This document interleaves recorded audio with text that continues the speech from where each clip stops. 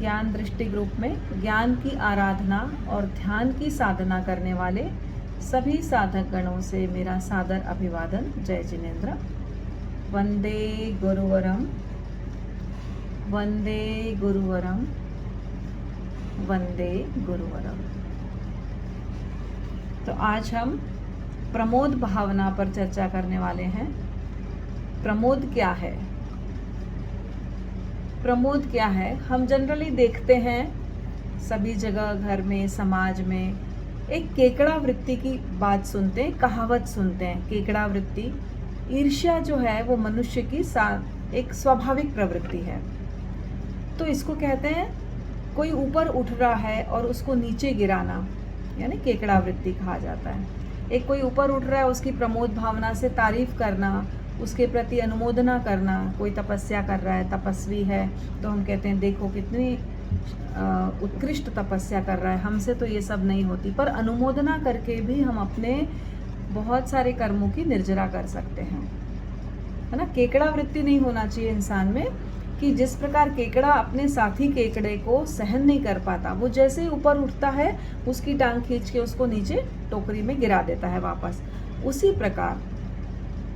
प्रकार जो ईर्ष्यालु व्यक्ति होता है, जो ईर्ष्या करता है, जिसको लगता है कि मैं ऐसा नहीं बन पाया तो ये क्यों ऐसा बन गया या ऊपर उठ गया, तो वो गुणी जनों का जो उत्कर्ष है, यानी वो जो ऊपर उठ जाते हैं उनको देखता है तो ईर्ष्या से जल उठता है। उसको लगता है कि ये क्यों उठ गया, मैं क्यों नहीं उठ पाया।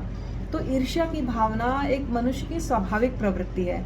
लेकिन अगर हम इसको थोड़ा सा कन्वर्ट कर दें, डाइवर्ट कर दें और प्रमोद भावना में ले आए, तो हमारे बहुत सारे कर्मों का बंधन रुक सकता है और बंधे हुए कर्मों की हमारी निर्जरा भी हो सकती है इस भावना से।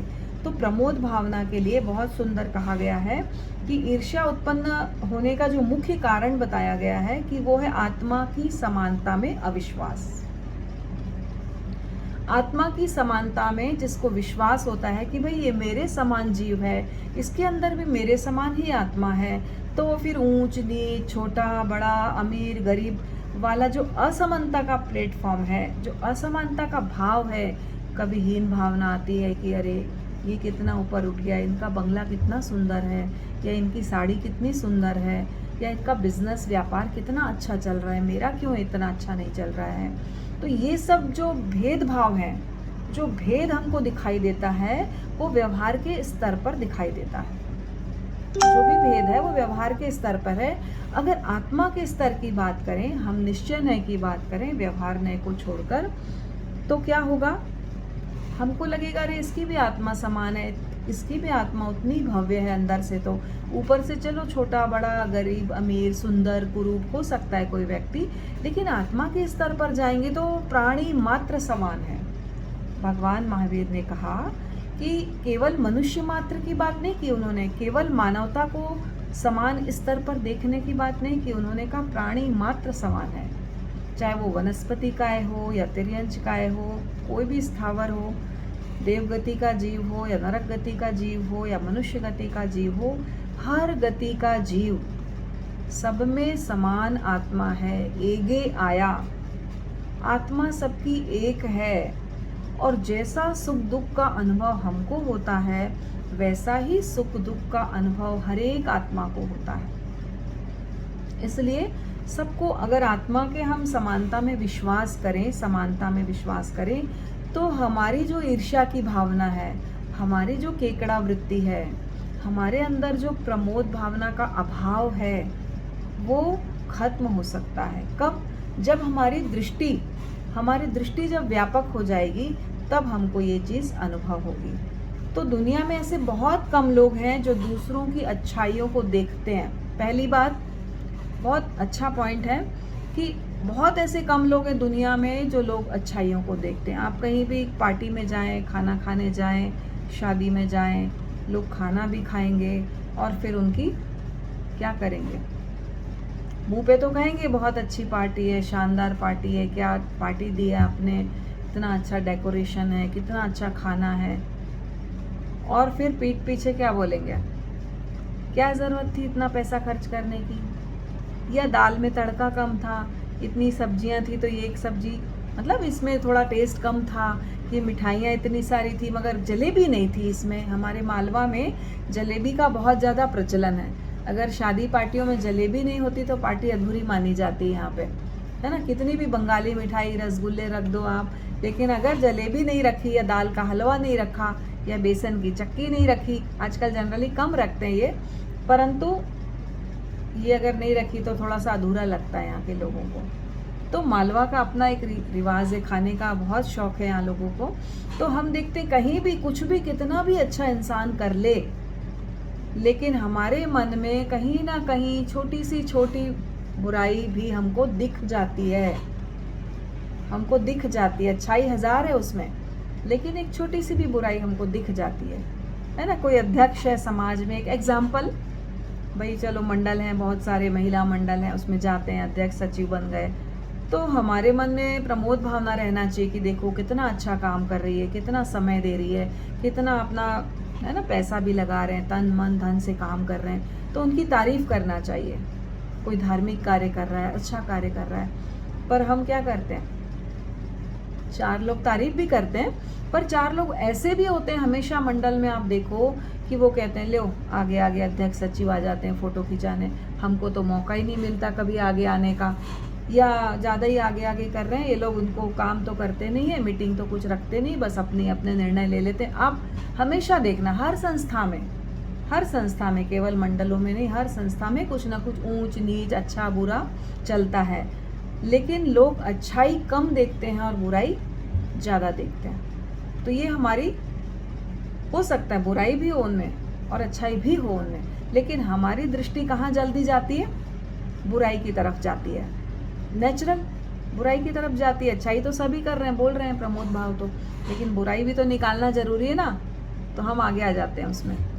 तो ईर्ष्या की जो बात है ना, ईर्ष्या की बात हमारे अंदर कॉमनली रहती है, हम उसको समझ पाए ना समझ पाए, तो कुछ लोग ऐसे होते हैं, बहुत कम लोग, विरले लोग ऐसे होते हैं जो अच्छाई ही देखते हैं लोगों में, बुराई देखते ही नहीं, देख के भी उपेक्षा कर देते हैं, इग्नोर कर देते हैं, ठीक है यार 100 अच्छाइयाँ भी तो है ना उनमें, चलो 4 बुराइयाँ हैं तो कोई बात नहीं। तो ऐसे लोग विरले होते हैं और उनको कहा जाता है ये प्रमोद भावना से ओतप्रोत हैं, साधार्मिक वात्सल्य करते हैं, अपने धर्म का कोई आया उसको खाना खिलाना है, उसको जिमाना है, मतलब उसके प्रति एक प्रमोद भावना रहती है, अपने धर्म साहित्य लोग सबके प्रति एक प्रमोद भावना रहती है। और एक तो है कितना तो ज्ञान हो गया और आचरण में तो कुछ है ही नहीं, मतलब ऐसे भी बोलने वाले लोग मिल जाते हैं, ज्ञान का साधना करने वाले, अनादर करने वाले, ठीक है भाई ज्ञान अच्छा है, आचरण में भी आएगा धीरे धीरे, एक ये बात होती है और एक ये बात होती है। तो ऐसे बहुत सारे उदाहरण आपको अपने ही आसपास मिल जाएंगे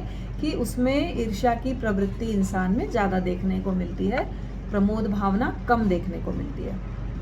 तो हमारे अंदर, मेरी मम्मी कहा करती थी, कोई भी बात अगर किसी की बुराई करो ना तो बोलती थी उसमें कोई गुण है तो मुझे बताओ, अन्यथा मेरे से बात मत करो। उनको बस साहित्य पढ़ना, धर्म ध्यान करना, सामायिक करना, उनका दिल इसी में रमा रहता था, 5 टाइम महाराज के जाना, उनको कोई किसी की नीची बात करता तो उनको सुहाता ही नहीं था।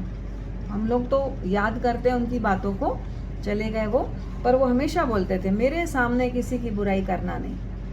कितनी बड़ी बात, न सुनना है न करना है, सारे कर्मों के बंधन से रुक जाते हैं हम, जो भी निंदा चुगली उससे हम रुक जाते हैं, मत्सर भाव, ईर्ष्या भाव, इससे हम बच जाते हैं। तो दुनिया में प्रमोद भावना रखने वाले लोग बहुत कम हैं, क्योंकि हमेशा लोग एक दूसरे की भूल को देखते हैं, न कि अच्छाइयों को।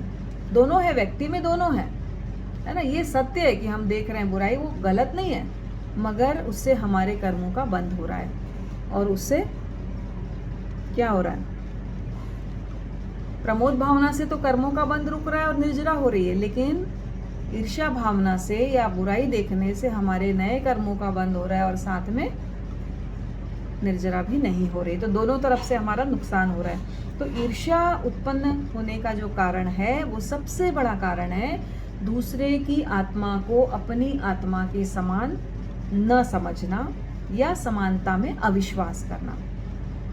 तो कोई भी व्यक्ति अपने अंदर भीतर अनंत आनंद, अनंत शक्ति, अनंत चैतन्य, अनंत वैभव संपन्न है हम, पर क्या होता है जब दूसरों को हम संपन्न देखते हैं, दूसरों का विकास देखते हैं, दूसरों का दानशील तप देखते हैं तो हमको क्या मन में आता है कई बार कि अरे ये इतने संपन्न है, हमारे कर्म कैसे हैं, है ना। सबको नहीं आता होगा पर कुछ लोगों को ऐसा आता है कि अरे उनका वैभव देखा, उनका ऐसा घर तो ऐसा होना चाहिए, या वैभव तो ऐसा होना चाहिए, टाटा बिरला जैसा, अंबानी जैसा, क्या शान है, देखो वीडियोस आते हैं। ये भावना भी अगर मन में आ गई तो हमारे कर्मों का बंधन हो जाता है। तो हमको क्या करना है, कैसे लोगों का गुणगान करना है। अब आप बोलेंगे जो पाप कर्म में लगे हुए उनका गुणगान करना है, कि जो अच्छे कर्म में, धर्म कार्यों में, स्वाध्याय में, दान में, शील में, तप में लगे उनका करना है। प्रमोद भावना किसके प्रति करना है, ये भी एक विवेक रखना बहुत ज़रूरी है कि किसके प्रति हमको प्रमोद भावना करना है। तो ये शांत सुधारस में दिया गया है उपाध्याय विनय विजय जी ने, कि हमको किन किन का बहुमान करना है, किन किन के लिए प्रमोद भावना करनी है। जो बहुत दान देने वाले हैं, जो ब्रह्मचर्य का पालन करने वाले हैं, जो बहुत तप करने वाले हैं, उनकी अनुमोदना करना है। और अनुमोदना करते करते वो गुण हमारे भीतर भी प्रकट होने लगते हैं। ये बहुत महत्वपूर्ण बात है। अगर हम अनुमोदना करते हैं तो हमारे अंदर वो गुण प्रकट होने लगते हैं। और अगर हम किसी की बुराई में ही दिन रात लगे रहते हैं तो वो बुराइयां हमारे भीतर प्रकट होने लगती हैं। ये सबसे बड़ा नुकसान है उसका। ईर्ष्या करके, बुराई करके हम तसल्ली तो दे लेते हैं, अपनी भड़ास तो निकाल लेते हैं, चलो मेरे साथ ऐसा हुआ, मैंने भी बोल दिया, खत्म। परंतु वो बुराइयां हमारे भीतर भी प्रवेश करने लगती हैं। और हमेशा ऐसे लोगों की तारीफ करना, ऐसे लोगों की प्रमोद भावना करना जो धर्म कार्यों में, पुण्य कार्यों में लगे हुए हैं, न कि पाप कार्यों में लगे हुए हैं। तो ऐसी शक्ति, ऐसी सामर्थ्य जो वीतराग प्रभु की है, मुझे भी प्राप्त हो, है ना। ऐसी भावना, प्रमोद भावना कि जीव काय के लिए, ये जीव क्यों मिली हमको, दूसरों के गुणों का गुणगान करने के लिए। अगर जीव का सही उपयोग है तो दूसरों के गुणों का गुणगान करने के लिए, दूसरों के गुणों को सुनने के लिए हमको कान मिले हैं, हाथ मिले हैं दान देने के लिए, है ना। कान का एक और शास्त्र सुनने के लिए, वाणी मिली है, विद्या मिली है, ज्ञान मिला है, तो क्या करने से, गुणानुवाद करने के लिए, है ना, प्रमोद भावना करने के लिए। अगर जिसके मन में सर्वत्र हमेशा प्रमोद की भावना है, वो क्या पाता है, वो गुणग्राही होता है, दूसरों के गुण को ग्रहण कर लेता है अपने भीतर। दूसरा, मन की प्रसन्नता पाता है। यदि हम हमेशा ईर्ष्या भाव में रहेंगे, द्वेष भाव में रहेंगे, तो हम मन की प्रसन्नता तो कभी भी नहीं पा सकते। हमेशा वही ख्याल हमारे मन में चलेगा और सारा पॉजिटिविटी, हमारी जो सकारात्मकता है, वो धीरे धीरे आउट होने लगेगी। और हमारी आत्मोपम्य की भावना, यानी आत्मा को समान मानने की भावना का विकास होता है। अब कैसे करना है प्रमोद भावना, कैसे गुणगान करें भाई लोगों के, किसके गुणगान करें। आप देखिए, जो भक्तामर आप पढ़ते हैं उसमें किसका गुणगान किया गया है, भगवान आदिनाथ, भगवान ऋषभ का गुणगान किया गया है आचार्य मानतुंग के द्वारा। कल्याण मंदिर पढ़ते हैं आचार्य सिद्धसेन का, उसमें भी गुणानुवाद किया गया है कि कैसे हैं आदिनाथ भगवान, कैसे हैं तीर्थंकर, कैसे हैं पार्श्वनाथ, कैसे हैं भगवान महावीर। वो सग्गहर हम पढ़ते हैं पार्श्वनाथ भगवान की, उनकी गुणात कीर्तन में लगा हुआ है ना, गुण को, प्रमोद भावना। तो कैसे करना है गुणगान हमको उनके, सुबह उठ के सबसे पहले धन्य व वीतराग प्रभु, शुरू करते हैं वीतराग प्रभु से हम, कि जिन्होंने शपथ श्रेणी प्राप्त की, आरोहण किया, कर्मों को तोड़ा, केवल ज्ञान को प्राप्त किया। कैसा है उनका वीतराग प्रभु का गुण, और ऐसा ही गुण मेरे निर्मल मन में भी प्रकट हो, मेरे हृदय में भी प्रकट हो। इस तरह उनके प्रति गुणानुवाद करना है, ताकि मैं भी सुख दुख के ये जो चक्र है ना, जन्म मृत्यु सुख दुख के चक्र से मुक्त हो जाऊं। उनका गुणोत्कीर्तन करते रहना है हमको। तो उन वीतराग प्रभु को शुरू करते हैं हम, गुणोत्कीर्तन, प्रमोद भावना। फिर उस रसना को धन्य मानता है, उस जिह्वा को, उस जीव को, रस जो किसका गुणगान करती है, वीतराग प्रभु के गुणगान करती है, तपस्वी के गुणगान करती है, दानी के गुणगान करती है, ब्रह्मचर्य पालन करने वाले गृहस्थ का गुणगान करती है। तो ऐसी हमारी जीभ हो जो कर्म का क्षय करने का कारण बने, ऐसी हमारी जिह्वा हो, और वे निग्रंथ जो साधु भगवान है, जो साधु साध्वी हैं, ब्रह्मचर्य का पालन करते हैं, 5 महाव्रत का पालन करते हैं, हिंसा का जिन्होंने त्याग कर दिया पूरे जीवन, आजीवन जो अहिंसक हैं, ऐसे साधुओं का, निग्रंथों का, जो अपनी मतलब उत्कृष्ट साधना से इस जगत को उपदेश दे रहे हैं, उनका भी मैं गुणगान करती हूँ। फिर पहले आ गए वीतराग प्रभु, फिर आ गए हमारे साधु संत, फिर आ गए हमारे वो गृहस्थ जो पाप कर्मों में लगे हुए हैं, वो नहीं, उनसे तो कर्मों का बंद हो जाएगा फिर आप उनके गुणगान करेंगे तो। जो धर्म कार्यों में लगे हैं, जो दान, शील, तप, ब्रह्मचर्य आदि आचरण में रत हैं, जो ऐसी भावना का अनुशीलन करते हैं, शुद्ध भावना भाते हैं, उनका मैं गुणगान करती हूँ। उनके प्रति श्रद्धा, जो चतुर्वेद धर्म संघ की साधना कर रहे हैं, उनका मैं गुणगान करती हूँ, है ना। उनके शील धर्म पालन को मैं उत्कृष्ट तपस्या मानती हूँ। ये नहीं आडंबर और वो मान रही हूँ, उनको मैं तपस्वी मान रही हूँ, जो वास्तव में इस तरह से अपना जीवन व्यतीत करते। तो हे जीव, वो कह रहे हैं, हे जीव, तू पुण्यवान पुरुषों के सच्चरित्र उच्चारण कर और उसमें अनुरक्त बन, उनकी प्रशंसा कर, और दोनों कान दूसरों की जो यश है, दूसरों का यश को रस लेकर सुने, अच्छे काम जो कर रहे हैं। तुम दूसरों की आंखों को बोल रहे हैं, हे लोचन, तुम दूसरों की विशाल लक्ष्मी को देखकर कभी भी ईर्ष्या भाव नहीं करना। तुम सिर्फ सबके गुणों को देखना, उनका यशोगान करना, दूसरों के गुणों के प्रति जो प्रमुदित होता है और जिनकी बुद्धि उसके लिए आनंदित होती है कि कितना अच्छा है, कितनी मेहनत की, कितनी पढ़ाई की इसने, कितना ज्ञान है इसको, या कितना श्रम किया है इसने अपने जीवन में, दूसरों की सेवा में या तपस्या में या साधु भगवंतों की उसमें। तो मात्सर्य जो भाव है हमारा, उसको निकाल फेंकना है अगर, तो क्या करना होगा हमें? प्रमोद भावना को अपने भीतर प्रवेश कराना होगा। जब एक अच्छी भावना अंदर आएगी तो दूसरी गलत भावना अपने आप निकल जाएगी, जो अपोजिट भावना है। क्षमा आएगा तो क्रोध निकल जाएगा, विनम्रता आएगी तो अहंकार निकल जाएगा, सरलता आएगी तो माया निकल जाएगी। अपने आप दो भावना एक साथ रह नहीं सकती। संतोष आएगा तो लोभ निकल जाएगा। तो वैसे ही हमारे अगर ईर्ष्या भाव निकल जाएगा तो हमारे अंदर प्रमोद भाव प्रवेश कर जाएगा। तो ऐसा ही हमको प्रमोद भावना भानी है। तो तुम पहले वीतराग प्रभु, फिर हमारे मुनि भगवान, फिर हमारे सदगृहस्थ जो हैं, और जो तत्वज्ञ हैं, जो स्वाध्याय करने वाले हैं, जो ज्ञानी पुरुष स्त्रियां हैं, हमको उनका आदर, उनका यशोगान करते रहना चाहिए। तो वो हमारे अंदर गुण, हमारे अंदर वो गुण प्रविष्ट होने लगेंगे और शांत सुधा रस का हमको पान करना है, आनंद रस का पान करना है, प्रसन्नता का अनुभव करना है।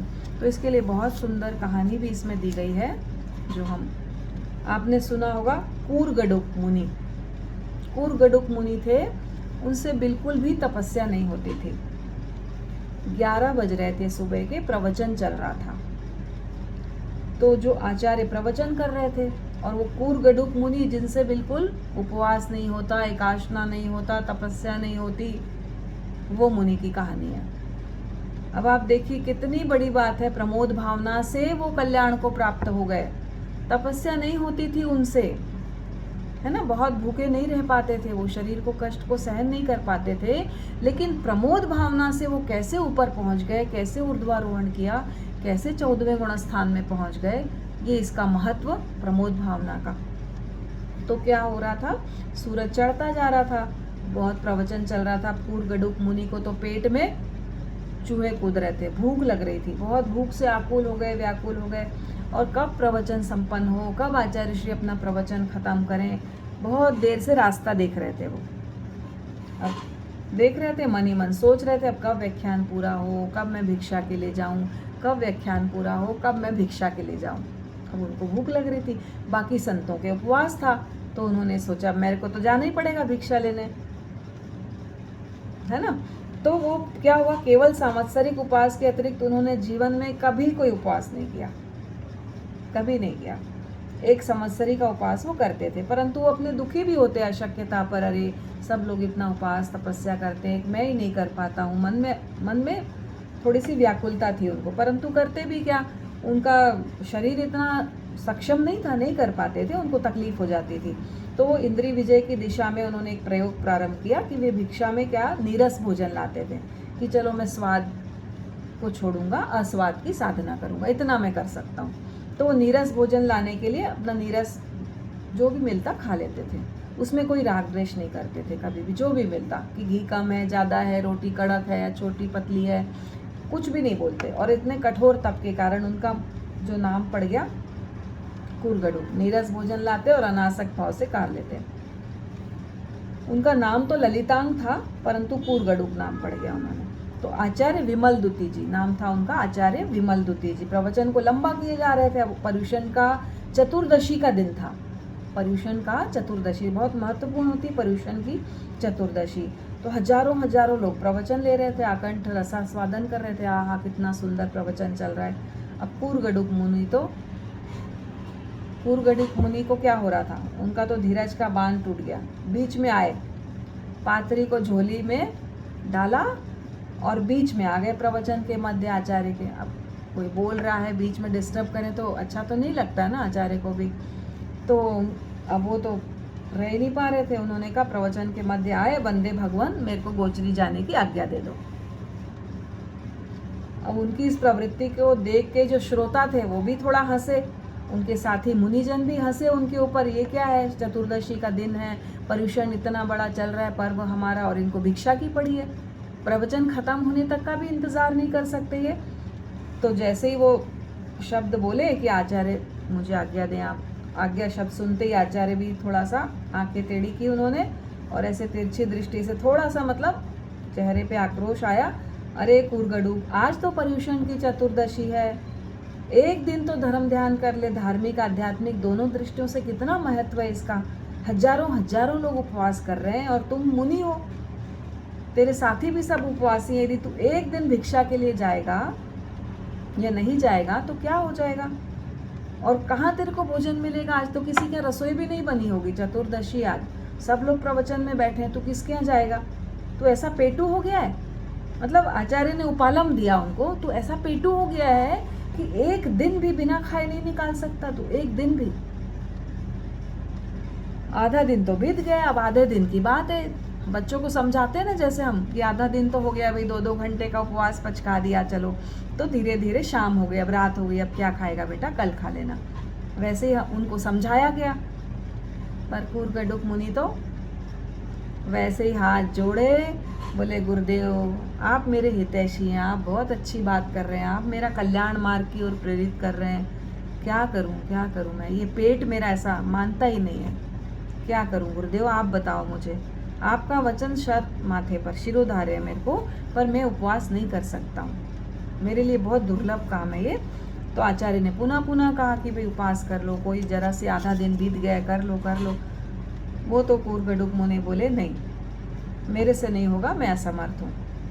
अब थोड़ा सा रूखा स्वर हो गया आचार्य श्री का, बोले कि जा, जैसी तेरी इच्छा, जो मन में आए कर, ऐसे उन्होंने कह दिया। तो मध्याह्न की तपती दोपहरी थी, 12 बजे का समय हो गया। उगते सूर्य अपना तप दिखा रहा था, खूब गर्मी थी एकदम। नीचे तो अंगार के बाद ही धरती और ऊपर सूरज। घर के द्वार कहीं बंद थे तो कहीं खाना नहीं बना था, किसी के यहाँ देरी थी क्योंकि सब सदस्य उपवास वाले थे, चतुर्दशी का दिन था। तो अब क्या करें, वो बहुत घूमते प्रासुक भोजन मिला नहीं उनको। कहीं गए, फिर थोड़ा आगे गए, भिक्षा की गवेषणा करे। बहुत प्रयत्न के बाद उनको एक जगह बासी खिचड़ी, कल की बनी हुई बासी खिचड़ी उनको प्राप्त हो गई। चलो थोड़ा सा मिला, वो तो राग द्वेष नहीं था उनके मन में, कोई बात नहीं, जो मिला वो ठीक है। गुरु के सम्मुख आए, गोचरी दिखाते हैं, जो बड़े होते हैं ना संत मुनि आचार्य, उनको आके गोचरी दिखाते हैं। तो उन्होंने दिखाया कि भाई मैं ये लेकर आया हूँ, आप आज्ञा दें मुझे तो मैं भोजन ग्रहण कर लूँ। तो आचार्य तो भिक्षा दे के उत्तेजित हो गए, उनको लग रहा था सब उपवास कर रहे, एक ही शिष्य मेरा ऐसा है जो इससे उपवास नहीं होता है, तो देखता हूँ तू कैसे भोजन करता है। और पात्री में थूक दिया उन्होंने, थूक दिया पात्री में। अब कितना क्रोध उनके मन में रहा होगा या पता नहीं कैसा भोजन करता है, मैं देखता हूँ तेरे को। तो कूर्गडुक मुनि तो एकदम शांत भाव से उपाश्रय के भीतर गए। आचार्य द्वारा जो कर दिया गया उसमें थूक, उसको अपने लिए वरदान मांग लिया। देखो आचार्य श्री तो अच्छा ही चाहते हैं, मेरा कल्याण करना चाहते हैं। उन्होंने खिचड़ी में घी नहीं था ना, तो घी डाल दिया। कितनी बड़ी बात, मतलब कोई थूक दे हमारे खाने पे, हम तो फेंक ही देंगे ना उस खाने को। पर कूर्गडुक मुनि समता भाव से, मेरे आचार्य मेरे लिए बुरा कर नहीं सकते, सोच नहीं सकते, वो मैं ही उपवास नहीं कर पा रहा हूँ, इसलिए वो गुस्सा आया उनको। और उन्होंने खिचड़ी को मिलाया ऐसे हाथ से, 24 तक का पाठ किया, चारों पाटियां को बोला मन में, और साधु साध्वियां देख रहे हैं। और मन मन क्या कर रहे हैं, वो प्रमोद भावना कर रहे हैं। देखो आप, प्रमोद भावना का कितना बड़ा फायदा उनको मिला। प्रमोद भावना कर रहे हैं, ओहो वो साधु साध्वी कितने धन्य हैं जो उपास कर रहे हैं, कृत पुण्य है, कितनी उनका सहनन है, कितनी तपस्या कर रहे हैं, कितना कर्म बल की शुद्धि कर रहे हैं, ओहो हो कितने अच्छे साधु साध्वी मेरे आसपास बैठे हैं। और एक मैं हूँ, देखो किसी के मांस खमण है, किसी के पाक्षिक है 15 दिन, किसी के 8 दिन का उपास है। पर्यूषण में करते हैं लोग 8 दिन उपास करते हैं, मांस खमन करते हैं, 15 करते हैं किसी के। और मैं देखो, ओहो मैं पेट का पुजारी, एक समय बिना खाए रह नहीं सकता मैं हो। इससे अधिक निकृष्ट क्या बात हो सकती है बताओ। अपने आप को तो अपने अवगुण देख रहे हैं, दूसरों के गुण देख रहे हैं, ये है प्रमोद भावना। अपने तो अवगुण देख रहे हैं, वो देखो मैंने आज उपास भी नहीं कर पा रहा हूँ, और इनको देखो धिक्कार है मेरी अशक्तता को, मेरी ऐसी भूख की दुर्बलता को। कितने गृहस्थ श्रावक श्राविकाएं दान शील तप कर रहे हैं, भावना से अपने आप को उत्कृष्ट कर रहे हैं अपनी भावना को। और मेरे को देखो, मेरे कारण मेरे गुरु को क्रोध आ गया। ये नहीं बोल रहे हैं कि गुरु कैसे हैं मेरे, क्या बोल रहे हैं, मेरे कारण मेरे गुरु को क्रोध आ गया, मैं उपास नहीं कर सका, इसलिए मैंने गुरु को उत्तेजित कर दिया। वो तो कितने उपकारी हैं मेरे गुरु। देखो आज मेरे को भिक्षा की आज्ञा दी, और नीरस आहार था मेरा, घी भी नहीं था मेरे खिचड़ी में, तो उन्होंने करुणा की और मेरे ऊपर, और ये रस, ये जो घी है वो डाल दिया उसमें। तो अब क्या कर रहे हैं वो अपनी कमजोरियां देख रहे हैं और प्रमोद भावना भा रहे हैं। किसके प्रति, साधु साध्वियों के प्रति, गुरु के प्रति। और जो भी हुआ खाना मिल गया उस पर डाल दिया उन्होंने, कर्म बंधन शिथिल होते जा रहे होंगे केवल प्रमोद भावना से, तपस्या नहीं की उन्होंने। ये नाव को भव सागर से पहुंचाने वाले कौन है, मेरे ही तो गुरु हैं, ये जैन शासन की अधिष्ठाता देवी दर्शन करने आई उनकी, ये भावना कर रहे हैं वो, और भोजन कर रहे हैं। तो देवी आई कौन सी, शासन माता, जो चक्रेश्वरी देवी, उनके वंदन करने आई। और आचार्य को वंदन किए बिना कूर्गडुक मुनि के पास जाने लग गई। आचार्य को वंदन नहीं किया उन्होंने, कूर्गडुक मुनि के पास आने लग गई और बोली, आचार्य ने पूछा तुम ऐसे क्यों जा रही हो, तुम मुझसे मिले बिना कैसे जा रही हो, मुझसे दर्शन किए बिना नहीं जा। बोले मैं भगवान सिमंदर स्वामी के संवत्सरण से आ रही हूँ। कहाँ से आ रही हूँ, सिमंदर स्वामी के संवत्सरण से आ रही हूँ। उन्होंने एक रहस्य प्रकट करते हुए कहा कि भरत क्षेत्र में अभी मुनि कूर्गडुक को केवल ज्ञान होने वाला है, इसलिए मैं उनके दर्शन करने आई हूँ। मैं अपनी उत्सुकता को रोक नहीं पाई और मैं आई हूँ। सब मुनिजन खिलखिला के हंसने लग गए। बोले जो मुनि एक उपास नहीं कर सकता वो केवल ज्ञानी बनेगा, कैसे संभव है ये, एक उपास नहीं कर सकता जो मुनि, वो क्या केवल ज्ञान प्राप्त करेगा। न आचरण नहीं, तपस्या नहीं, कुछ नहीं, संभव ही नहीं है ये तो। उसकी उत्कृष्टता ऐसे संभव है कोई। तो वो देवी बताई कि विशुद्ध परिणामों की सहसा उन्होंने छलांग लगाई है, प्रमोद भावना की उन्होंने छलांग लगाई है, और उस छलांग के कारण उनके मोह का जो मोहनी कर्म है उसका पूर्ण विलय हो गया। कुछ भी नहीं किया उन्होंने, सिर्फ प्रमोद भावना की उन्होंने, और अपने अवगुण देखे, और मोह का पूर्ण विलय हो गया, और हमारे जो कर्मों का बंधन है वो टूट गया। चारों तरफ प्रकाश ही प्रकाश। जब केवल ज्ञान होता है तो पूरा तीनों लोकों में प्रकाश होता है, नरक तक में प्रकाश होता है। एक क्षण के लिए नरक के जीवों को भी शांति का अनुभव होता है। तो प्रकाश ही प्रकाश, उनके कोई राग ना उनके द्वेष, सर्वत्र वीतरागता। अब वो देव दुंदुभी बजती है देव मार्ग में, देव के नाद सुना और केवल ज्ञान महोत्सव मनाने के लिए देवता आए, मृत्यु लोक में आने लग गए। और आचार्य विमल द्वितीय मुनि की चेतना भी क्या हुई, अंतर्मुखी हुई। उनको अपने द्वारा जो कार्य उन्होंने किया ना उसके प्रति ग्लानि हुई, आत्मालोचन किया उन्होंने भी अपने आप को, अरे मैंने क्या किया, वो केवल ज्ञानी होने वाला मुनि मेरा और मैंने थूक दिया उसके खाने में। मैंने उसकी उत्कृष्टता का मूल्यांकन नहीं किया, केवल तप को, साधना को ही मुख्य समझा, भावना को नहीं समझा। तो उस गहराई को उन्होंने मापा और देखते देखते वो आचार्य भी कहाँ पहुंच गए, वो भी केवल ज्ञान की भूमिका तक पहुंच गए। उनके आचार्य भी क्या किया, उन्होंने भी कूर्कड़ुक मुनि की भावना की शुद्धि की तारीफ की, प्रमोद भावना की कि अरे ओहो, ये मुनि जो है देखो कैसे शुद्ध भावना से पहुंच गया और मैंने इसके साथ ऐसा किया। और उस भावना को करते करते वो पहुंच गए केवल ज्ञान की भूमिका तक। तो हम सब भी इतनी सुंदर जो प्रेरणादायक कथाएं हैं शास्त्रों में, उनको सुने तो अपने आप को भी वैसे ही भावित करें प्रमोद भावना से कि कोई व्यक्ति अगर अच्छा कार्य कर रहा है तो उसके प्रति प्रमोद भावना, प्रसन्नता की भावना, आनंद की भावना करें और खुद के अवगुणों को देखें। दूसरों के गुण के प्रति प्रमोद भावना और अपने अवगुणों को देखेंगे तो हम भी ऐसे ही विशुद्ध ज्ञान को प्राप्त करेंगे, केवल ज्ञान को प्राप्त करेंगे। इसी मंगल भावना के साथ ओम और हम सभी से सादर कृतज्ञता।